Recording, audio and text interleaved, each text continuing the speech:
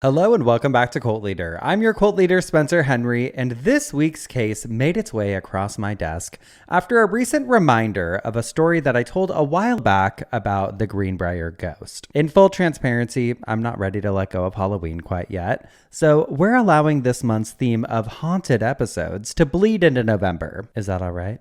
I think so. I mean, do we actually have any formal rule against it? I don't think so. And based on the feedback I've been getting from you guys, you're loving these haunted episodes, so let's get into it. I've never, and I mean never, heard anybody talk about this case before, so when I learned about this case, I couldn't wait to just dive in and learn every single thing I could about it. Now, this is an older case, but stick with me here because we've got Moida, we've got visions, and we've got all the good makings of a Halloween flick. Travel back in time with me to 19th century England.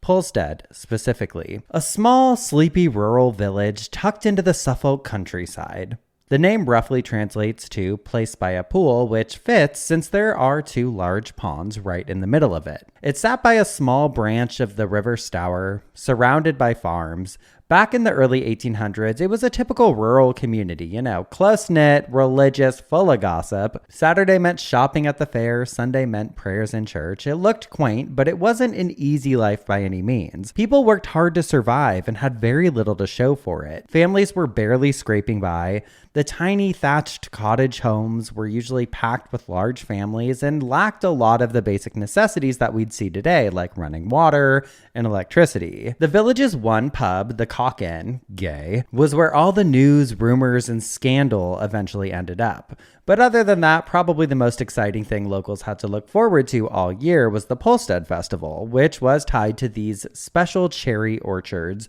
that the village was mostly known for. They're dark, almost black, so they're still known as the Polstead Black Cherry today. Their ripening each summer brought neighbors together for a rare moment of celebration. One of these Polstead villagers was Maria Martin. I've seen it spelt like Maria, but I've heard it pronounced like Mariah, but I'm going to go with Maria. Now, Maria was born in Polstead in 1801 to Thomas and Grace Martin. Thomas Martin worked as the village mole catcher, moving from field to field, digging out the mounds and trapping the animals that ruined farmers' crops. It was honest work, but not the kind that filled a pantry. With several children to feed, Thomas couldn't afford to keep them all at home. So when Maria was around 7 years old, she was sent to work for a clergyman's family in Layham, a few miles away. And I know, it sounds harsh to send your kid away to live with someone else, but at the time, it was a way of survival. Most families couldn't afford to feed every mouth under their roof, so sending a child into service in another home was a practical solution, or so they thought at the time. They get fed and hopefully a step up in life. But working for a clergyman or the wealthy could go either way depending on the household.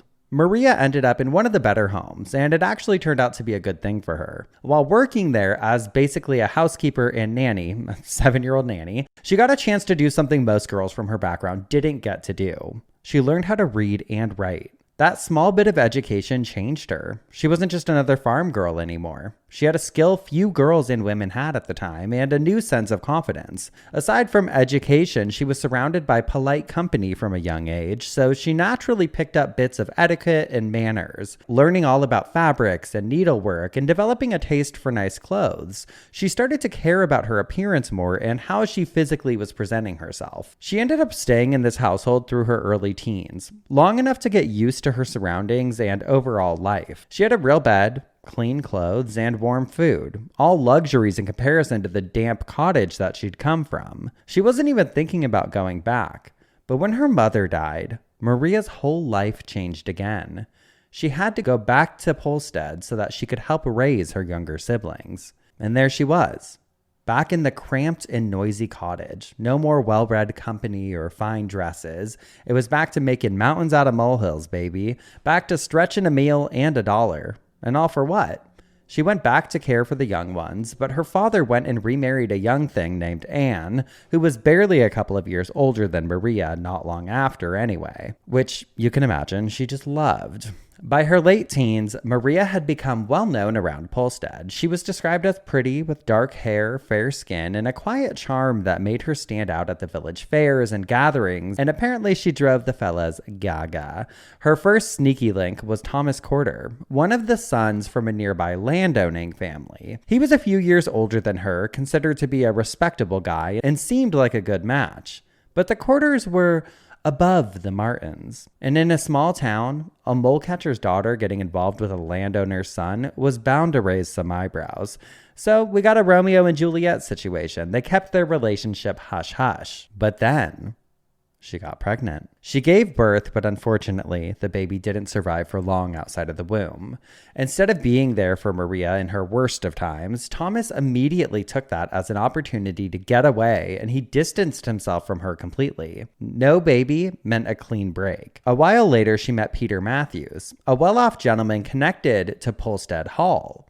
He was one of those kind of guys who had land, money, and a family reputation that could get him into any door. Even though Peter was older and had that kind of status, it lasted a bit longer with him, and he was willing to be more public about their relationship. Eventually, she got pregnant by him, too. And that time, everything went fine. The child survived. They named him Thomas Henry, no relation, and Peter still didn't marry her or even stay with her, but he did take financial responsibility for the boy and sent her a regular £5 child support payment. How much was £5 at that time? Well, Google says like £675 in today's money. Could have turned out a lot worse for a single mother in a small village during this time, but still, the village liked to talk. An unmarried woman with a child, especially one fathered by a man of means, that was prime material for gossip over cocktails at the Cock Inn. She managed, though. She got by. By all accounts, she stayed kind and sociable, and even though she had learned to keep her head down to avoid feeding the rumor mill, she still dreamed of more than what Polstead could give her. She had seen a different kind of world beyond the village slums, and she hadn't stopped thinking about it ever since making her way home. And then she met a man named William Corder. You heard me. Corder, Thomas's younger brother, and everything was about to change. William Corder was born in 1803, and he was the third son of John and Ann Corder, who ran a decent-sized tenant farm in Polstead. The farm was near the main road and was large and successful, making enough to employ laborers and servants, making the Corders one of the more comfortable families in the parish. Not filthy rich by any means, but solidly middle class, with money to educate their sons. Not like nobility level status, but well known in the area as steady, respectable people. William, however, did not fit that mold. When he was a kid, he was sent to boarding school in Hadley, where he picked up the nickname Foxy, partly for his reddish hair, but mostly for his habit of lying and scheming.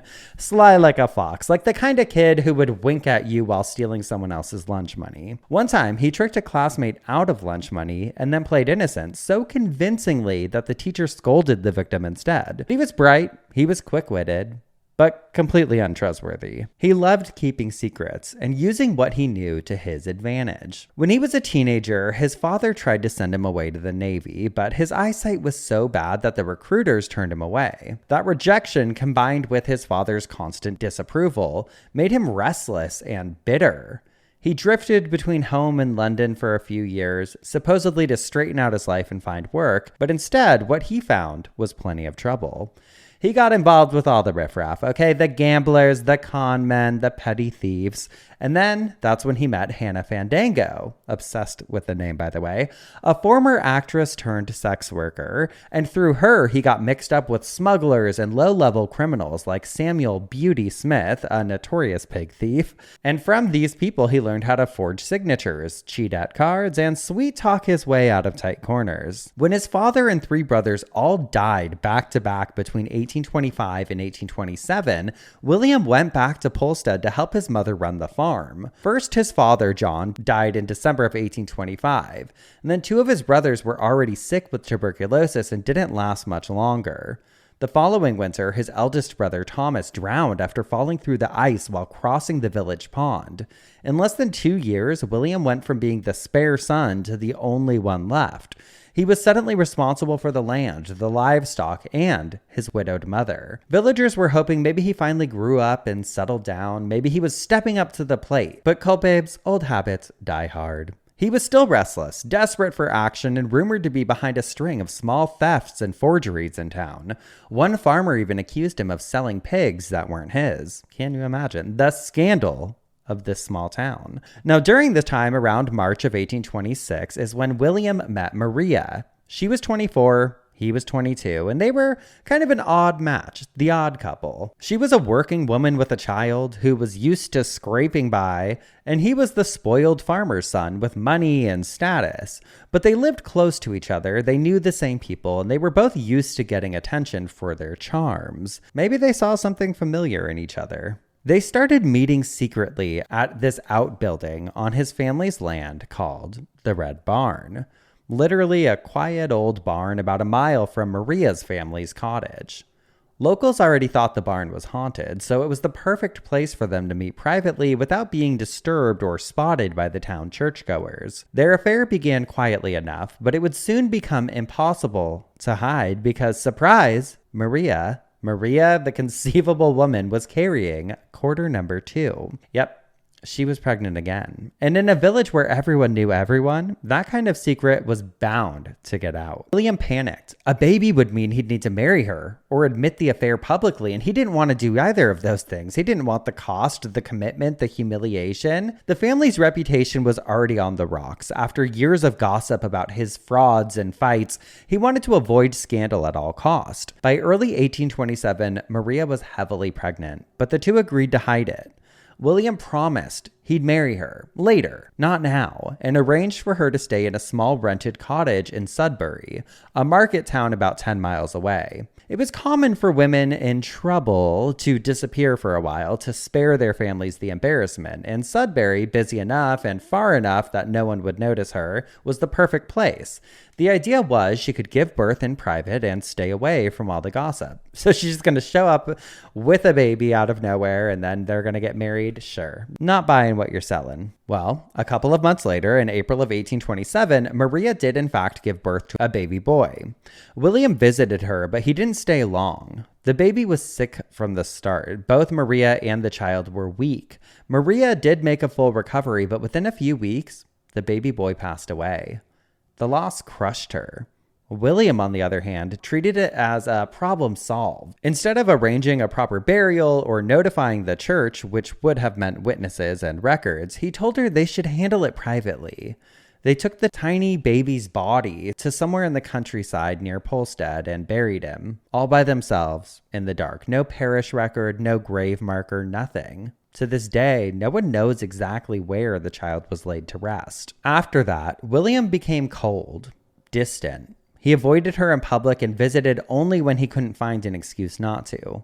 Maria was completely delulu and still fully believed, oh, we're getting married at some point. He said one day. And at this point, she'd given up her work, had no income of her own, and relied entirely on him. And William knew it. Oh, but what about that £5 child support payment for her son, Thomas Henry, you ask? Well, it never arrived. When Peter Matthews, the boy's father, realized the money hadn't reached Maria, he traced it, and it led him straight back to the Corder household. William, specifically, who had intercepted it before Maria could get it and cashed it under his brother's name. When he was confronted, William denied everything, but eventually he had to admit what he'd done because there was proof. But the Corder family had money, so the matter was settled privately to keep it out of the courts and off public record. It's important to mention at this time that mail theft or tampering was considered a capital offense, the same as murder, and punishable by hanging. So Maria's knowledge of his crime gave her leverage. She could have exposed him if she wanted to. He wasn't risking that. So he had to do something. William told Maria that the parish constable had a warrant out for her arrest, supposedly for bastardy, as in the crime of having illegitimate children. That charge was actually real under English poor law. It allowed parishes to prosecute unmarried mothers for the cost of raising bastard children. It was humiliating, and punishments could include public whipping or confinement. So it was an effective threat. It wasn't true in Maria's case, but it still would have sounded believable enough to scare her. He said the only way to avoid public disgrace was to leave the village immediately so that they could marry quietly in Ipswich. He gave her a whole plan. He told her to dress as a man to avoid being recognized on the road and to meet him at the Red Barn, where he'd have a carriage ready for them. On May 18th of 1827, Maria left her father's cottage wearing men's clothes and carrying a small bundle of things under her arm. Her family saw her walking away and said she was headed toward the barn where William was supposed to be waiting to take her off to a new life. William would supposedly be sending for the rest of her belongings later on, but that's the last time they ever saw her. William came around the next day and told the family that Maria was safe in Ipswich, staying with a friend until their marriage could be made official. But weeks later, when people started asking questions, he changed the story. He said they had already been married and had moved to the Isle of Wight. Huh? Since when? It was the first of many contradictory explanations that he'd give in the months ahead. And then Maria's family started receiving letters addressed to them from Maria, full of reassurances and domestic details about their supposed new life together. The letters were oddly formal and vague, and he read them aloud and refused to let others see the originals too closely. They were written in William's handwriting, which was a red flag, but one of the letters mentioned a hurt hand as the reason for why she couldn't write the letters herself. So her family accepted them as proof that she was where William told them she was. William even showed neighbors one of the letters as proof that she was fine.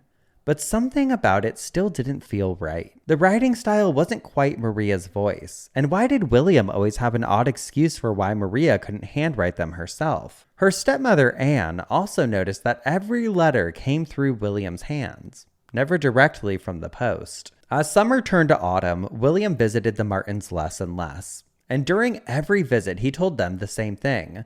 Oh, Maria couldn't come back to Polstead yet. She's not ready to face the village gossip. Then he suddenly picked up and left the village himself, saying he needed time away for his health. Apparently, the Cure was putting out personal advertisements in London newspapers seeking a new wife. That's right. By October, William was in London, newly married to a young woman named Mary Moore, one of over 100 women who had answered his wife wanted ad in the Times.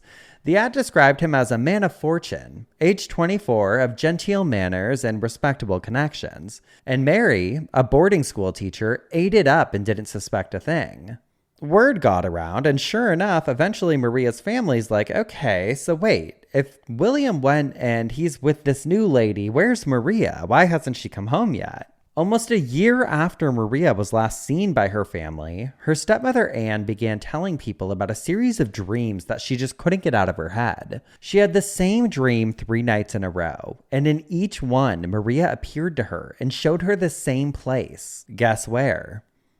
The Red Barn. Every single dream, Maria was inside the barn. And in these dreams, Maria would show Anne the same spot over and over, like she was trying to tell her that was the exact spot where she was buried. That's right, buried, right there beneath the grain bin near the doors. At first, Thomas Martin refused to listen and dismissed it as nerves or the grief of missing Maria, but after the same dream came back several nights in a row, Anne finally persuaded him to take her seriously and go check the spot out from her dreams. So on April 19th of 1828, he took his mole spud, a short-handled spade that he used in his work, and went to the barn. The ground was firm at first, nothing seemed disturbed, but after a few strikes with the spade, the soil began to soften. When he lifted a few handfuls of dirt, he uncovered a piece of cloth. It was a sack, but there wasn't any grain in there. Instead, he found a human body. It was badly decomposed, but the clothing was definitely familiar. It's what Maria had last been seen wearing when she left her father's house. The last time she was seen. The skull had one missing tooth, the same tooth that Maria had been missing. Around the neck was a green handkerchief that everyone knew belonged to William Corder. There was no question the body was Maria Martin, but why was she dead and buried in the Red Barn? The coroner's inquest was held at the Cock Inn, and local surgeon John Lawton examined the remains and found a gunshot wound had entered through the right eye and exited through the neck. The bones of the face were fractured. The throat had deep marks of compression, possibly from the handkerchief being tightly tied around the neck. There were also cuts that might have been part of the attack, maybe by a knife or blade, but some think it could have been caused by the mole spud when Thomas Martin uncovered the body. Because the body was so far gone by this point, Lawton couldn't give a definitive answer about how she died. It might have been the gunshot or strangulation or even suffocation if she'd been buried alive. Whatever the method, it was clear she'd been murdered by someone. But who?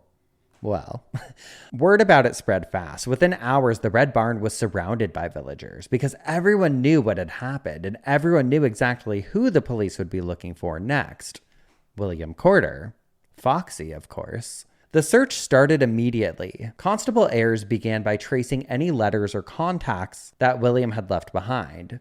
And that's how he learned that William had placed an advertisement in the Times a couple of months earlier looking for a respectable young woman as a partner in life, and had married Mary Moore, a well-educated woman from London with a small inheritance. With help from London police officer James Lee, who would later become well known for his involvement in what's famously known as the Spring-Heeled Jack case, Constable Ayres followed the trail to Brentford, just west of London. And that's where they found William Corden and Mary running a small boarding school for girls out of a rented house called Everleigh Grove.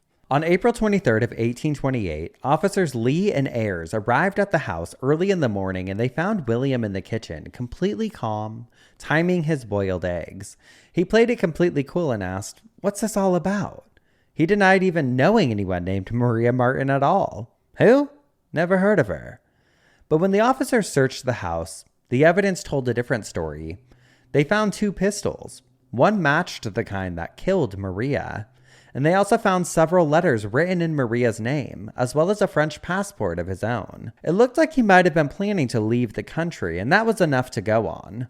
William was arrested on suspicion of murder and taken back to Suffolk, where the entire county was already waiting for him. His trial began at the Shire Hall in Bury St. Edmunds on August 7th of 1828 before Chief Baron Alexander. And as you'd imagine, the Red Barn murder was a sensation across Britain. People traveled from all over Suffolk and neighboring counties to watch the trial. The crowds were so large that entry to the courtroom required tickets, and women were mostly turned away due to the close proximity of bodies inside. The indictment listed 9 separate counts of murder. Each one covered a different possible cause of Maria's death. So one count was shooting, one for stabbing, one strangling, suffocation, or a combination of them, and so on. The prosecution wasn't taking any chances with this one. They wanted something to stick to him. Because of the public interest, the court even displayed a little model of the Red Barn along with Maria's actual skull as evidence. They gave the people a show. Witnesses included Maria's stepmother, Anne, of course. She described the last time that she saw Maria alive and told the jury about her dreams that led to the discovery. Maria's father told the court of how he dug into the barn floor with his mole spud and found the body. George Martin, Maria's 10-year-old half-brother, testified that he saw William near the barn on the day that Maria disappeared, carrying a pistol and a pickaxe. Officer James Lee told the story of the arrest in Brentford and presented all of the evidence found. This went on from morning until night. Reporters from London papers were feverishly taking notes, and locals crowded outside the hall for hours, hoping to catch a glimpse of something exciting. After 2 days of testimony, the jury did not need to hear any more. They deliberated for only 35 minutes before returning with a guilty verdict. William stood there silent as his sentence was read. Death by hanging. But that wasn't all. They really wanted to make a point. After hanging, his body would be dissected and used as a public anatomical display. In 1828, the bodies of executed murderers were regularly turned over to surgeons for public anatomy lessons. For many prisoners, this was worse than just a public death. It was embarrassing. The judge's final words reminded him that unlike his victim, William had been given time to repent and save his soul. William Corder was held in Bury Street, Edmunds Jail under close watch. The prison chaplain, Reverend William Stocking, and Governor John Orridge both spent hours with him, urging him to confess and prepare for his ultimate death, to save his soul from damnation. And at first, William denied everything. Repeatedly, he said Maria had shot herself during an argument, and that he had only buried her out of panic. That was his story that he was sticking to, but as his execution date got closer and closer, he started to get visibly anxious. He was also terrified, not only of hanging, but also of what would follow. I mean, dissection? Fuck. The night before his execution, William finally gave a partial confession. He admitted that he and Maria had argued and had a little tiff in the Red Barn, and that led to him shooting her by accident during the struggle. He denied stabbing her, but the evidence suggested otherwise. At noon on August 11th of 1828, he was led from his cell through a newly cut door in the prison wall, later known as Quarters Door, to a scaffold built just outside. About 7,000 to 10,000 people reportedly gathered to watch him hang. Some reports say it might have actually been up to 20,000 people. Families packed picnics, street vendors sold refreshments, and ballads about the murder were printed on music sheets for sale so that people could sing along. William looked pale but calm, dressed in a black suit. The Reverend Stocking prayed beside him as the hangman adjusted the noose around his neck. And then, drop.